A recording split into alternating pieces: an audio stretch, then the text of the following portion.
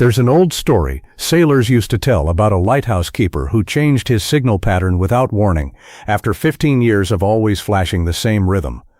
Ships that had learned to navigate by that rhythm, that trusted it completely, suddenly found themselves in fog with no way to read the coastline. Some panicked and steered straight into the rocks. Others simply stopped moving, afraid to guess wrong. Something remarkably similar just happened in the financial world, and most people watching it unfold don't fully understand why it mattered so much. A new person took the helm of a major central bank, and in his very first public meeting, he changed the signal. Not gradually, not with warning. Within days, a staggering amount of value evaporated across markets. Gold fell hard, silver was cut down even harder, crypto assets lost enormous ground, and even steady technology stocks gave back months of gains in a matter of days. And here's the part that should really catch your attention. The people who panicked and sold during that chaos locked in some of the worst losses of the decade, right before a good portion of it started recovering.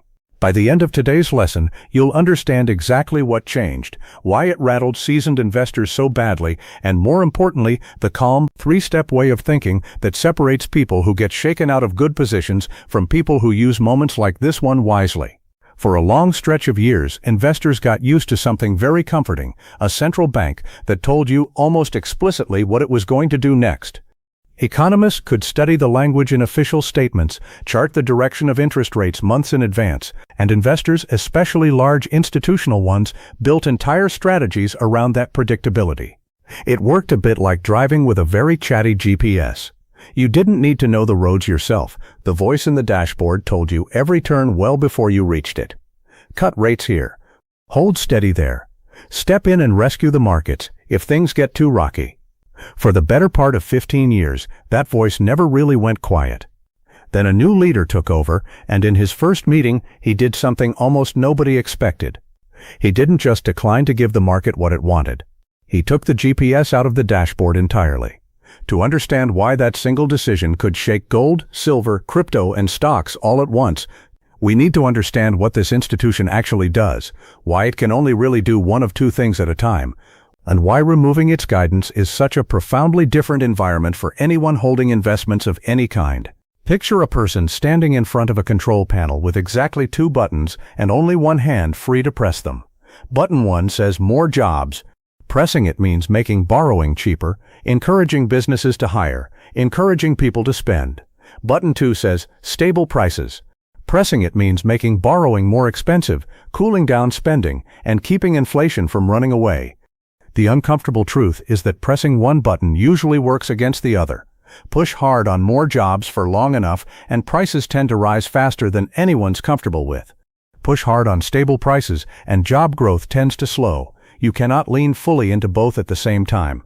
Every central bank governor, in every country, in every era, has had to live with this same uncomfortable trade-off. Going into this new leadership change, almost everyone, investors, commentators, even political leaders, assumed the new chair would lean firmly toward the more jobs button. Rates would come down, borrowing would get cheaper, markets would celebrate. Instead, in his very first meeting, he held rates steady. That alone was only a mild surprise. What came next was the real shock.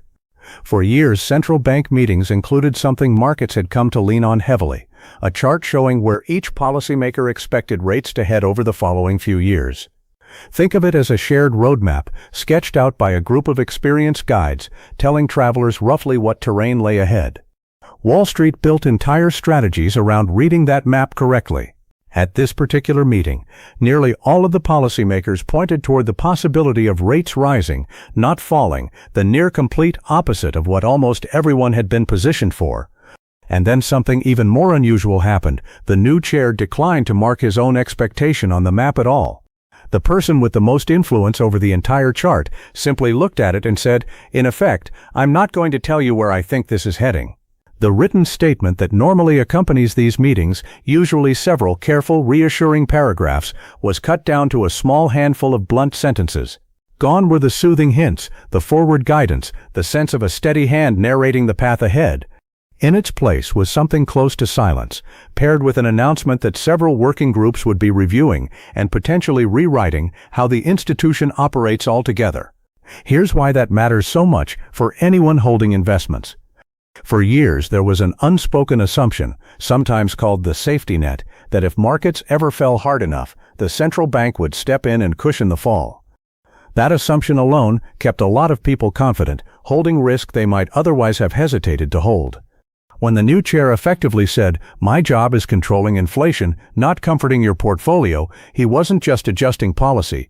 He was quietly removing a psychological floor that markets had rested on for a very long time. So why did gold, silver, crypto, and even steady technology stocks all take a hit around the same time? It wasn't one single cause, it was three separate forces landing together. The first force is what market veterans sometimes call the weak currency trade. For a long stretch, a great many investors had been buying gold, silver, and digital assets specifically because they believed the currency itself would keep losing value through continued borrowing, continued money creation, continued deficits. Those assets were, in a sense, insurance against that specific belief. When the new chair signaled that he intended to prioritize a stronger, more disciplined currency rather than an easier one, he was directly undermining the very reason a great many people were holding those assets in the first place. Whether that intention actually holds up over time is a separate question, but the signal alone was enough to shake confidence. The second force is opportunity cost, and it's one people often overlook. Gold, silver, and most crypto assets don't pay you anything while you hold them. No dividend, no interest, sometimes even a small ongoing cost just to store or secure them. When interest rates on safe government bonds are close to zero, holding non-yielding assets costs you almost nothing in comparison. But when interest rates climb toward 4 or 5%, suddenly those non-yielding assets need to appreciate meaningfully just to keep pace with what you could have earned doing nothing, riskier at all. That math becomes far less forgiving for large professional investors optimizing every basis point of return. The third force is simpler. Some of the fear that had been propping prices up quietly faded. Geopolitical anxieties that felt urgent months earlier became in the public's mind background noise, the unfortunate but familiar hum of an uncertain world rather than a fresh crisis demanding a fresh hedge. All three forces landing together created a violent unwind. And crypto assets, in particular, were hit hardest of all, largely because a meaningful share of crypto buying happens with borrowed money. When prices fall even modestly for someone using significant borrowed leverage, the losses arrive multiplied, and lenders force sales automatically once certain thresholds are crossed. That forced automatic selling adds fuel that has nothing to do with anyone's judgment about the asset's actual long-term value. This pattern isn't new, and there's a genuinely useful historical parallel worth sitting with. A few years earlier, the same institution had talked aggressively about raising rates during a separate stretch of high inflation. Gold fell sharply during that period. Silver fell even harder. Assets that investors had been treating as safe havens went through a stretch of real pain, and plenty of people concluded loudly that the entire thesis behind holding them had been permanently broken. What actually followed, once that aggressive rate-hiking period settled down, was a substantial recovery. Prices didn't just stabilize, they climbed meaningfully higher than where the panic had bottomed out. None of this guarantees the same outcome will repeat exactly. Markets don't move on promises, but the underlying pattern, sharp fear-driven sell-off, followed eventually by recovery, once the policy shock gets absorbed and priced in, is one that's shown up again and again across market history, in enough different cycles that it's worth taking seriously without treating it as certainty. The lesson isn't buy every dip blindly. It's that a policy-driven shock and a fundamental collapse in an asset's actual value are two very different things, and confusing one for the other is exactly what causes people to sell at the worst possible moment. When you look at how experienced professional money is actually positioned right now, a more nuanced picture emerges than the panic headlines suggest. Some large institutions maintain year-ahead price targets for gold that sit meaningfully above where prices currently trade, viewing the recent drop as a correction inside a longer upward trend rather than the end of one. Their reasoning rests on structural demand that has little to do with interest rate announcements, ongoing central bank buying around the world, for instance, driven by countries wanting reserves that can't be frozen or restricted by another government's decision. Others point to silver's genuine growing industrial demand, solar panel production, electronics manufacturing, and other applications that need physical silver regardless of what any central bank chair says in a press conference. That demand story is separate from and largely indifferent to short-term interest rate policy. There's also an important nuance worth understanding about the new central bank chair himself. He's shown real familiarity with digital assets, expressing genuine respect for the flagship cryptocurrency as a long-term store of value for younger generations, while being openly skeptical of the vast majority of smaller, speculative digital tokens, sometimes describing them as little more than software dressed up as money. The important lesson here, he isn't broadly anti-crypto. He's specifically skeptical of the weakest, most speculative corners of that market. That's a meaningfully different signal than the panic headlines suggested. The important takeaway from all of this isn't that any one camp has it exactly right. It's that thoughtful investors are treating this as a repricing of risk and expectations, not a verdict on whether these assets have any future value at all. So what does a calm, disciplined investor actually do with all of this? 3 steps, and they apply whether you hold gold, crypto, growth stocks, or a simple retirement account. The first step is accepting that the guidance is gone. For a long stretch, the environment favored those with teams of analysts paid specifically to decode central bank hints ahead of everyone else. A real, structural advantage for large institutions over ordinary investors. In a world where the central bank itself won't say where it's headed, that particular advantage shrinks considerably. Nobody has the map anymore. That's uncomfortable, but it also levels the playing field more than people realize. The second step is upgrading the quality of what you hold. Picture 2 houses built for very different weather. One goes up fast and cheap, built for calm, sunny conditions, fine as long as nothing unexpected arrives. The other is built solidly, a little slower and more expensive to construct, designed to hold up when a storm actually hits. For years, plenty of companies effectively built themselves like the first house, borrowing cheaply, relying on rates staying low forever to make their business models work. When rates climb, the businesses built like the second house, profitable, cash-generating, genuinely durable, tend to hold up far better than the ones that were simply riding cheap borrowing costs. The third step, and arguably the most important one, is having an actual exit plan before you ever buy anything. Most people have some version of a buying strategy. Even if it's informal, they like the story. A friend mentioned it. It was trending. Almost nobody has an equally clear selling strategy. And in an environment with less guidance and more volatility, the absence of a selling plan becomes far more expensive than it used to be. Every serious institutional investor, every disciplined trading desk, decides in advance what will make them trim a position, what will make them exit entirely, and what will make them take some profit off the table.